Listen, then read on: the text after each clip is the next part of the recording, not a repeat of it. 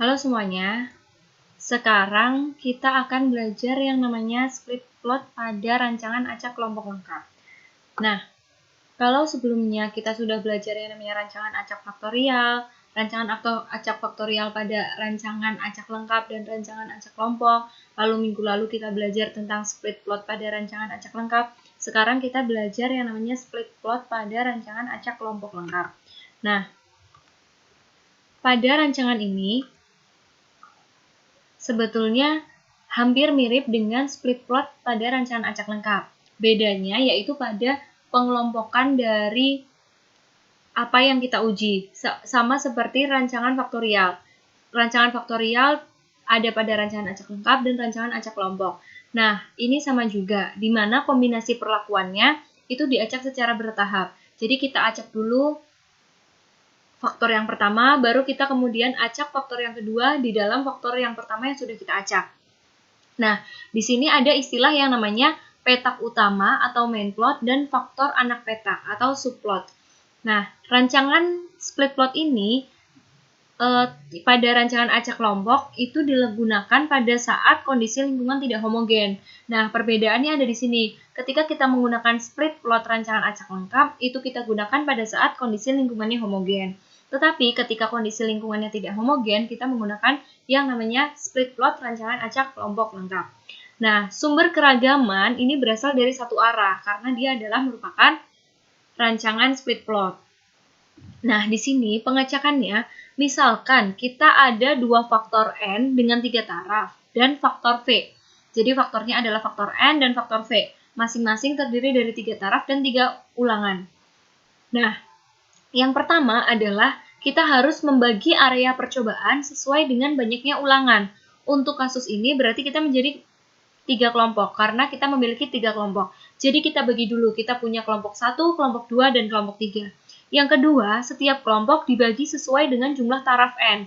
Karena di sini kita punya 3 taraf pada faktor N, berarti pada kelompok 1, kelompok 2, kelompok 3, masing-masing dibagi menjadi N1, N2, N3. Jadi pada kelompok 1 terdapat N1, N2, N3, pada kelompok 2 juga terdapat N1, N2, N3, dan pada kelompok 3 juga terdapat N1, N2, N3. Selanjutnya yang ketiga yaitu bagilah setiap petak utama dengan banyaknya taraf V.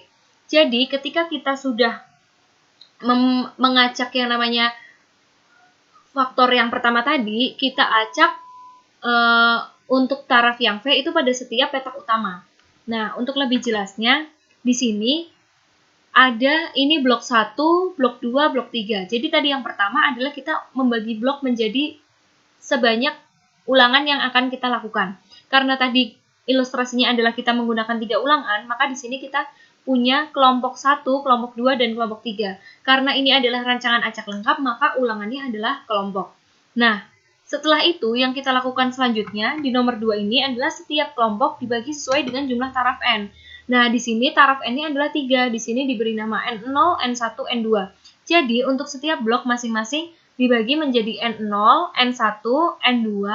Di sini juga ada N2, N1, N0. Nah, ini adalah penempatan yang sudah diacak. Tetapi diacaknya untuk masing-masing blok. Jadi untuk blok 1 kita acak N0, N1, N2. Untuk blok 2 juga kita acak N2 menjadi N2, N1, N0. Dan kita acak juga untuk blok 3. Sehingga penempatan N0, N1, N2 pada blok 1, blok 2, dan blok 3 adalah berbeda. Karena diacak untuk setiap kelompok. Nah, setelah kita mengacak yang namanya petak utama, kita acak yang namanya anak petak di masing-masing petak utama. Jadi, untuk N0 ini, kita acak anak petaknya. Ini berdasarkan pengacakan yang kita lakukan. Setelah itu, kita acak juga untuk taraf V, itu kita acak untuk yang di petak N1.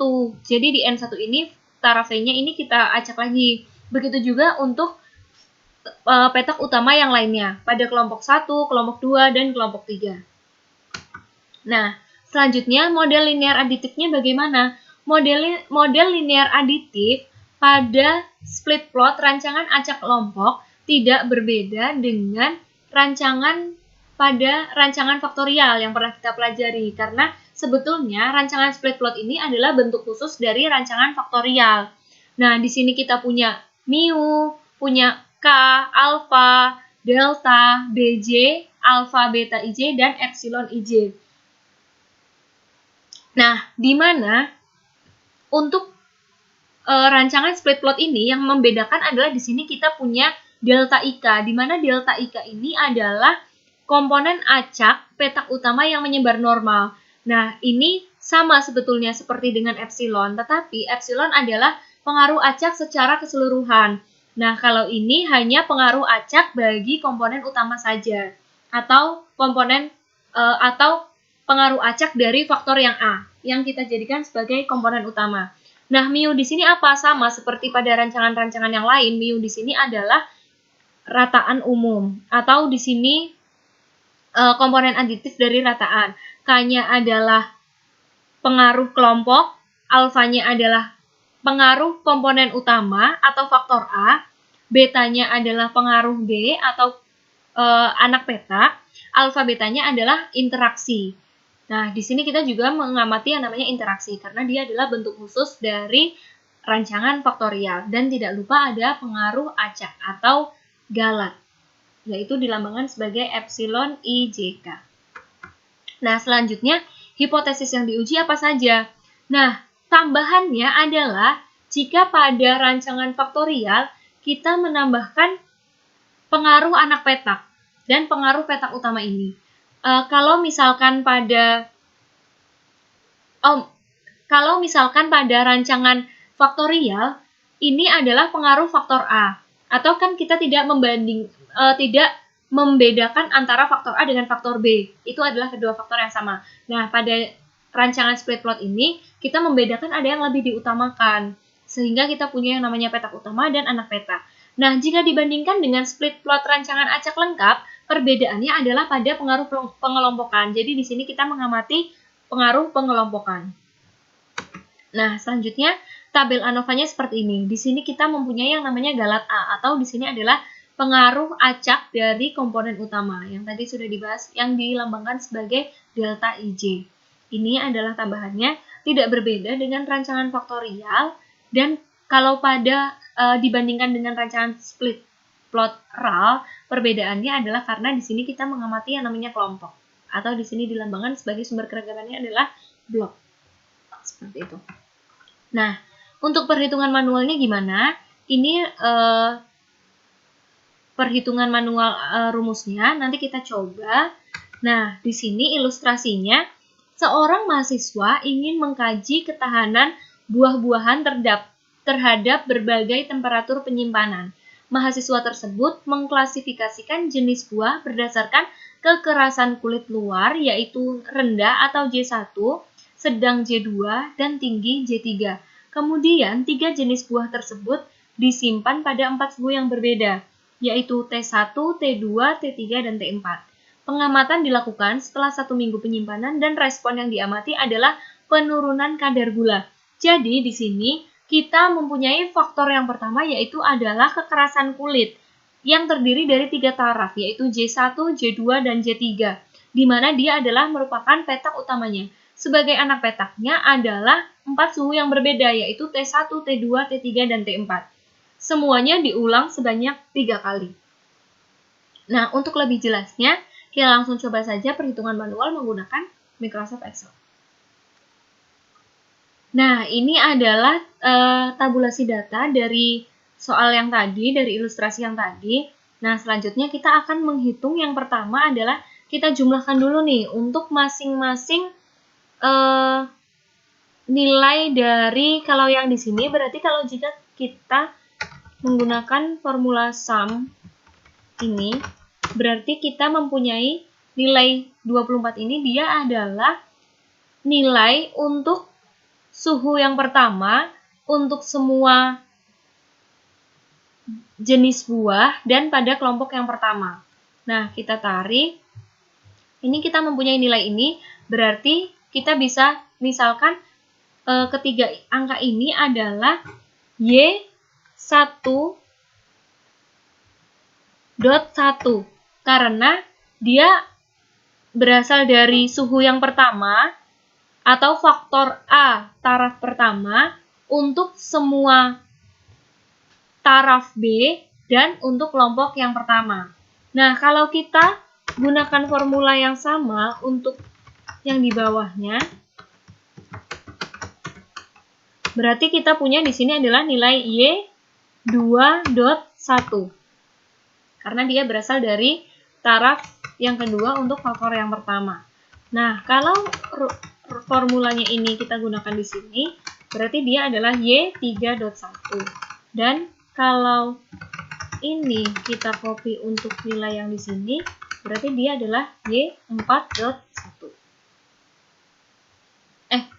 Maaf, untuk Y.1 adalah yang ini berarti Y1.2, ini Y1.3, ini Y2.1, Y2.2, dan Y2.3. Berarti kalau ini kita namakan nilai, kalau misalkan kita jumlahkan di sini, kita jumlahkan nilai ini, baru dia adalah nilai dari ini adalah nilai untuk Y1 dot karena dia adalah jumlah dari taraf yang pertama untuk faktor pertama, untuk semua taraf dari faktor B, dan untuk semua kelompok. Nah, berarti ini adalah Y2 dot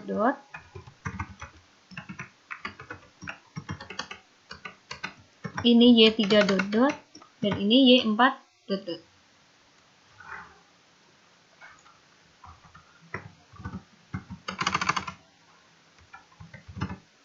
Nah, kalau misalkan kita gunakan formula sum untuk nilai ini, berarti dia adalah Y11 dot. Yang ini kalau misalkan formulanya kita paste di sini, berarti dia adalah Y12 dot, dan yang ini adalah Y13 dot. Maka di sini kita punya Y1 dot. Nah, tinggal kita gunakan formulasi yang sama. Berarti kita bisa sebut dia adalah Y21 dot, bawahnya Y22 dot, dan yang ini Y23 dot. Maka di sini kita punya penjumlahan dari nilai atasnya, dia adalah Y2 dot. Nah, berarti ini sama seterusnya. Nah, lalu kalau misalkan kita jumlahkan ini, kita gunakan fungsi sum untuk nilai ini, dan ini, berarti dia adalah nilai dari Y dot 1. Karena dia adalah nilai untuk kelompok yang pertama, untuk semua taraf dari faktor A, dan untuk semua taraf dari faktor B. Berarti kalau misalkan ini kita tarik ke kanan, kita punya ini adalah Y dot 2, ini Y dot 3. Berarti nilai 522 adalah Y dot. Nah, untuk mendapatkan nilai F hitung dari rancangan split plot ini, yang pertama tentu saja kita harus mencari yang namanya faktor koreksi. Faktor koreksi di sini berarti kita gunakan Y dot kuadrat dibagi dengan ABR. Y dot kuadrat berarti ini kita kuadratkan dibagi dengan A-nya, faktor pertama, tarafnya ada 4, dikalikan dengan faktor yang kedua 3, dan ulangannya atau kelompoknya adalah 3. Maka kita punya nilainya FK adalah segini. Selanjutnya kita akan menghitung JKT. JKT berarti YIJK kuadrat. YIJK kuadrat berarti kita menghitung yang namanya sum square dari nilai-nilai yang ada di dalam nilai asli. Nah, ini kita bisa mendapatkan YIJK kuadrat dengan menggunakan fungsi sum square dari angka-angka ini, lalu kita kurangi dengan FK. Nah, kita punya nilai JKT-nya. Selanjutnya, kita akan mencari yang namanya JKK atau untuk pengaruh kelompok. Nilai yang pengaruh kelompok berarti kita bisa mencari nilai dari ini, karena ini adalah nilai kelompok. Kelompok 1, kelompok 2, kelompok 3. Berarti kita bisa menggunakan fungsi sum square untuk nilai ini. Kita bagi dengan AB, karena ini adalah pengaruh kelompok. Berarti di sini kita punya A-nya 4 dan B-nya adalah 3. Jangan lupa dikurangi dengan FK. Nah, setelah JKK, kita mencari yang namanya, karena ini adalah rancangan split plot, maka kita mencari yang namanya JK subtotal, JKST. Nah, JK subtotal ini adalah nilai yang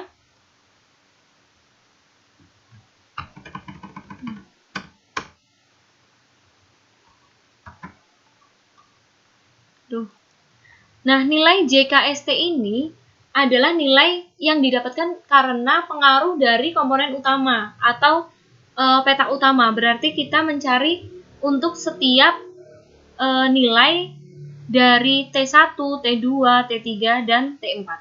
Nah, JKST ini kita bisa dapatkan dari sigma YI.K dibagi dengan B dikurangi dengan FK. Nah, YI.K itu yang mana? Kita bisa yang namanya YI.K itu berarti kita gunakan fungsi sum square. YI.K adalah nilai ini. Karena ini berarti ini Y1.1, Y1.2, Y1.3, ini berarti Y2.1, Y2.3, dan seterusnya. Nah, ini. Kita bagi dengan B. B adalah anak petaknya. Anak petaknya berarti 3. Jangan lupa kita kurangi dengan K.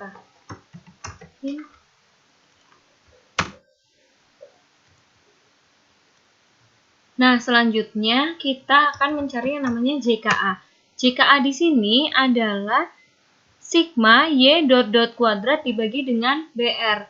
Nah, sigma Y dot kuadrat itu berarti adalah untuk T nilai dari jumlah T1, T2, T3, dan T4. T1 berarti kita punya totalnya ini. T2, ini berarti yang kita butuhkan adalah Y1 dot, Y2 dot, dan Y3 dot. Berarti kita gunakan di sini sum. Kita gunakan fungsi sum square. Y1 dot, Y2 dot, Y3 dot, dan Y4 dot. Dibagi dengan nilai BR. BR-nya adalah 3 dikali dengan 3. 9. Lalu ini dikurangi dengan FK. Nah, selanjutnya yang harus kita hitung adalah JKGA. Nah, JKGA ini adalah jumlah kuadrat untuk galat petak utama. Kita bisa mendapatkannya dari JKST dikurangi dengan JKA yang sudah kita punya dan JKK. Nah, setelah JKGA, kita hitung yang namanya JKB. JKB ini berarti pengaruh untuk kelompok yang kedua. Berarti kita bisa gunakan fungsi sum square untuk nilai Y dot J dot. Y dot J dot berarti yang kita punya, kita di sini harus menjumlahkan untuk J1. J1 berarti ini kita gunakan J1, J1, J1, J1. Kita tutup dulu, berarti ini sebagai komponen untuk sum square-nya. Kita harus jumlahkan dulu. Ini J2,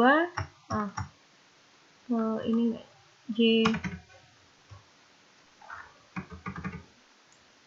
J2, dan sekali lagi sum untuk J3. Lalu ini dibagi dengan AR. A-nya adalah 4, R-nya adalah 3. Lalu kita kurangi dengan FK. Nah, setelah JKB kita cari JKGB. JKGB ini berarti JKAB dulu. Kita cari JKAB. JKAB adalah pengaruh interaksi. Pengaruh interaksi ini kita harus cari yang namanya JKP terlebih dahulu. Jadi kita hitung JKP-nya dulu. JKP kita butuh YIJ dot. YIJ dot berarti kan kita butuh Y11 dot, Y12 dot, itu berarti kita bisa dapatkan dari, di sini kita butuh Y11 dot, berarti di sini adalah sum square dari Y11 dot ini. Y11 dot, Y12 dot, berarti kita gunakan ini, dan ini. Nah, dibagi dengan JKP ini dibagi dengan R. R yang kita punya adalah 3. Dibagi 3, kita kurangi dengan FK. Nah, ini adalah nilai JKP-nya. Selanjutnya kita bisa mencari yang namanya JKAB. Karena JKAB ini kita dapatkan dari JKP dikurangi dengan JKA dikurangi dengan JKB. Nah, ini adalah nilai JKAB-nya. Setelah dapat nilai JKAB, kita mencari JKG. Nah, JKB ini kita bisa dapatkan dari JKT dikurangi dengan JKB dan JKGA.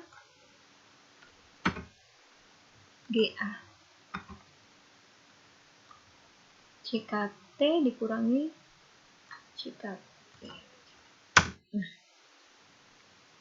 Nah, kalau kita sudah mendapatkan semua nilai JK-nya, berarti kita tinggal menyusunnya di tabel ANOVA. Di sini kita punya SK, DB, JK, KT, F. Nah, berarti di sini kita punya blok A atau faktor yang pertama, atau tadi di sini kita punya apa, nilai J. Udah A. Lalu kita punya galat A, ada B, galat B, dan total. Nah, untuk derajat bebas blok berarti kita bisa dapatkan dari R-1. Blok yang kita punya adalah 3, berarti di sini 3-1. Selanjutnya derajat bebas A, berarti A-1. Taraf dari A kita punya 4, berarti di sini 4-1. Untuk galat A adalah A-1 dikalikan dengan R-1. Berarti kita kalikan derajat bebas blok dengan derajat bebas A. Selanjutnya derajat bebas B adalah B-1. Taraf B kita punya 3, min 1 berarti jadi 2. Galat B adalah A-1 dan kita di sini kurang sumber keragaman dari AB. Nah, di sini AB adalah A-1 kali B-1. Berarti kita kalikan dari A dan B. Lalu galat B ini adalah A-1, B-1, R-1. Berarti kita bisa dapatkan dari ini dikalikan dengan ini dikalikan dengan ini. Untuk total berarti banyaknya unit percobaan yang kita punya dikurangi 1. Nah, banyaknya unit percobaan yang kita punya adalah sebanyak, nah ini kita punya sebanyak 36. Berarti di sini adalah derajat bebas totalnya adalah 35. Untuk JK-nya tadi kita blok sudah punya, ini JKK, lalu A berarti kita masukkan JKA, galat A kita punya JKGA, B kita punya JKB, AB, JKAB, galat B, dan yang terakhir JKT. Ini JKT. Nah, untuk KT-nya berarti kita tinggal hitung dia dibagi dengan derajat bebasnya. Gitu. Nah, kita sudah mendapatkan KT-KT ini. Lalu untuk mendapatkan F-nya, untuk blok berarti kita membagikan dia dengan KT-GA karena GA ini adalah pengaruh dari petak yang utama. Nah, si blok ini kita bagi dengan KT-GA. Jadi ini KTB atau KTK dibagi dengan KT-GA. Yang ini juga dibagi dengan KT-GA. Nah, untuk B ini baru kita bagi dengan KT-GB. Ini dibagi dengan KT-GB. Yang interaksi juga kita bagi dengan KT-GB. Nah, di sini tinggal kita bandingkan dengan F kabel. Kita gunakan F. Kita gunakan 0,05. Derajat bebas yang pertama adalah ini. Derajat bebas yang kedua adalah milik KT-GA. Ini kita tarik. Nah, di sini bisa kita pastikan. Ini kita rubah. Maaf. Ini harus.